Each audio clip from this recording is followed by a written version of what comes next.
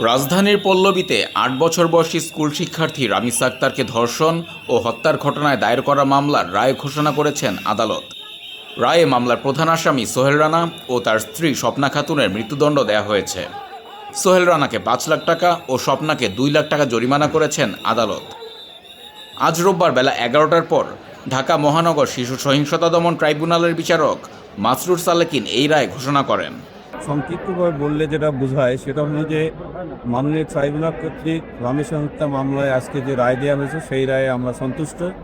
এবং সংক্ষিপ্তভাবে যদি আমরা বলি যে এই মামলায় মাননীয় প্রধানমন্ত্রী, স্বরাষ্ট্রমন্ত্রী এবং আইনমন্ত্রী তাদের যে এই মামলা দ্রুত বিচারের নিমিত্তে যে সকল পদক্ষেপ নেওয়া জরুরি ছিল তারা নিয়েছেন জন্য আমরা এই ১৬ জন সাক্ষীর সাক্ষ্য গ্রহণের ক্ষেত্রে আমাদের যে দায়িত্ব পরিপূর্ণভাবে পালন করেছি এবং সেই দায়িত্ব পালন করার মধ্য দিয়ে আমরা যখন আজকে রায়টি পেলাম যে সর্বোচ্চ শাস্তি রায়, তখন ডেফিনেটলি আমরা সন্তুষ্ট।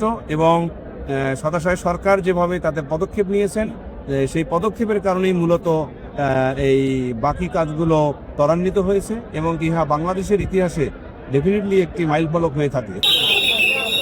এর আগে পৌনে ১১টার দিকে কড়া নিরাপত্তায় ৩১ বছর বয়সী সোহেল ও ২৬ বছর বয়সী স্বপ্নাকে ট্রাইব্যুনালে নিয়ে আসা হয়।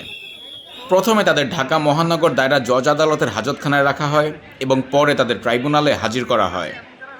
দেশব্যাপী ব্যাপক জনরোষ এবং সরকারের পক্ষ থেকে দ্রুত ন্যায় বিচারের আশ্বাসের পর ঘটনার মাত্র ১৯ দিনের মাথায় আদালত এই মামলার রায় দিলেন। এর আগে গত ১৯ মে সকালে পল্লবীর মিরপুর ১১ নম্বর এলাকায় নিজেদের বাসার পাশের ফ্ল্যাটের একটি কক্ষ থেকে রক্তাক্ত ও খণ্ডিত অবস্থায় উদ্ধার করা হয় শিশু রামিসার মৃতদেহ।